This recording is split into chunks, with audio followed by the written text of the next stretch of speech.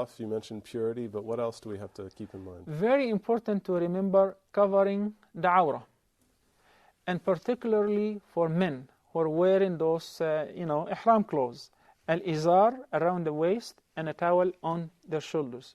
Many people take it easy and they forget, so that their izar would fall beneath or below their navel. This part is a awrah, and they should maintain covering the awrah during all times, whether in tawaf or outside a tawaf. But specifically during tawaf, because a tawaf, once again, is exactly similar to as-salah.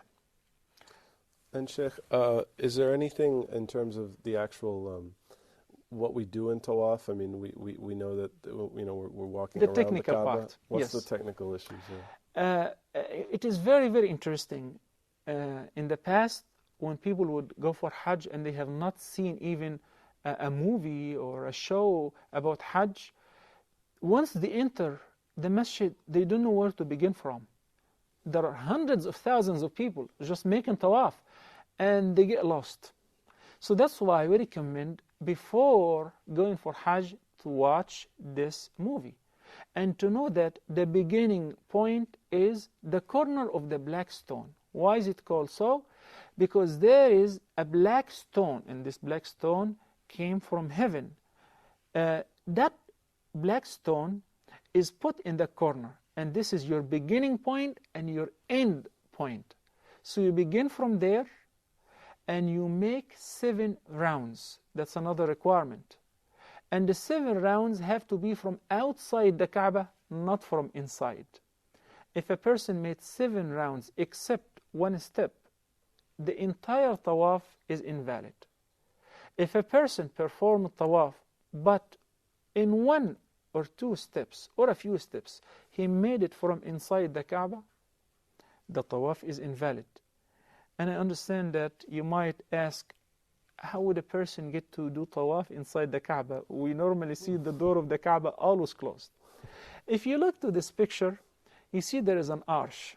This arch is surrounding an area.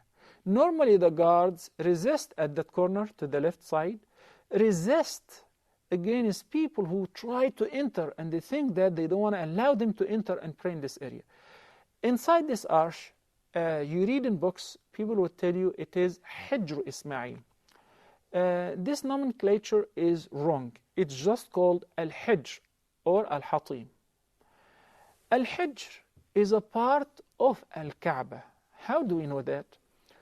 The Prophet ﷺ informed us that when the Meccans came to reconstruct the Kaaba, they didn't have enough financial means, which they made certain that any money would be put in the construction of the Kaaba has to be from lawful sources.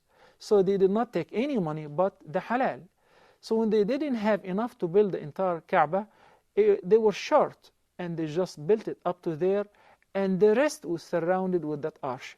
So inside that arch is considered as a part of the Kaaba. Maybe there's a reason for it. The Prophet ﷺ said that to Aisha, may Allah be pleased with her, that had it not been that the case that your people are still very close to the time of ignorance, I would have demolished the Kaaba and reconstructed it on the old foundations of Ibrahim and Ismail, peace be upon them. But he didn't do it for the sake of the integrity of the entire community, and they were just new to Islam. Sheikh, before we go on, we're going to take a quick break. We'll get back to this issue of talking about the requirements of a tawaf. Please stay with us. Assalamu alaikum.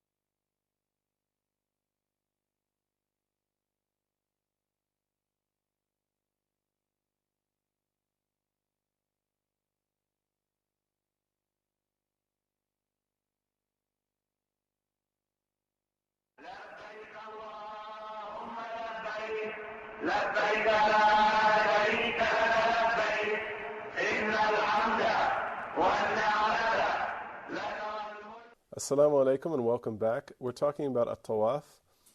I wanted to ask, when you deal with the issue of starting the tawaf at the corner of the black stone, obviously when there's so many people there, you might enter the other side of the masjid. You have to join the flow of the tawaf. Is that permissible to do, and do you just wait till you reach that point to make your intention, and the same applies for exiting the tawaf? Well, it varies from a time to another time. If a person is going to perform Umrah during summer where very few people are around, it's different. He or she might have an easy access to reach to the corner of the black stone right away and take a shortcut and begin from there.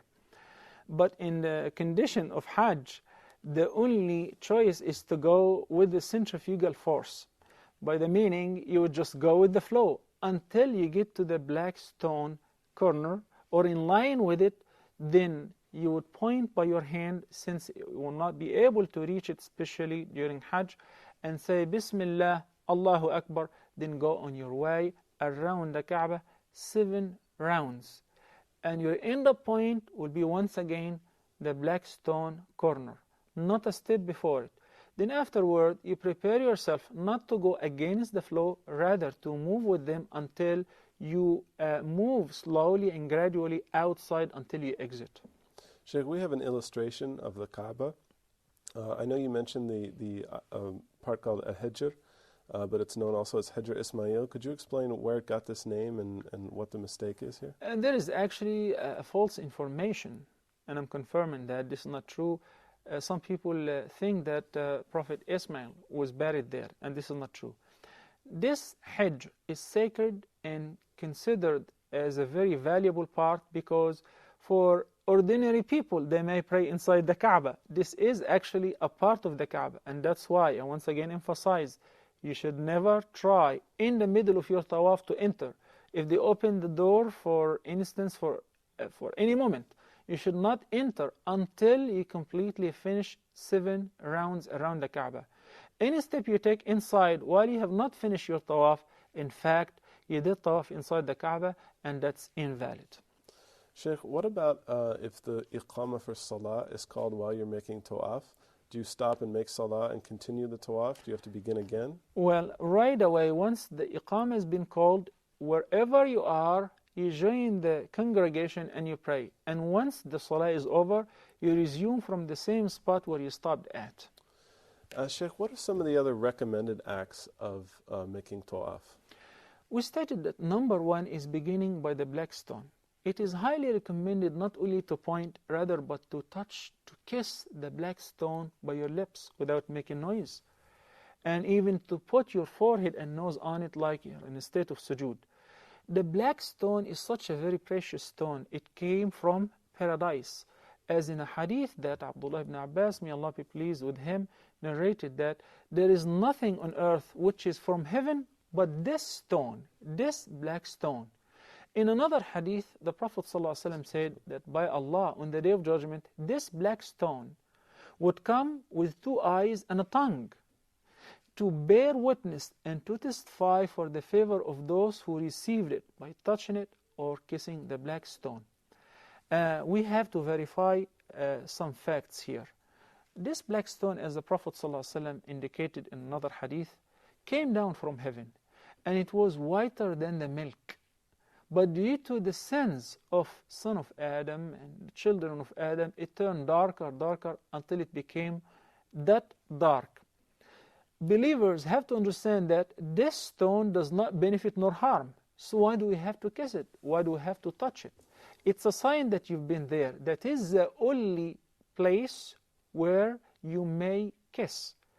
Also, I started by saying it's a recommended act. First of all, Umar ibn Khattab, may Allah be pleased with him, received the black stone and he kissed it. And he remarked saying, and everybody should keep that statement in their mind and heart.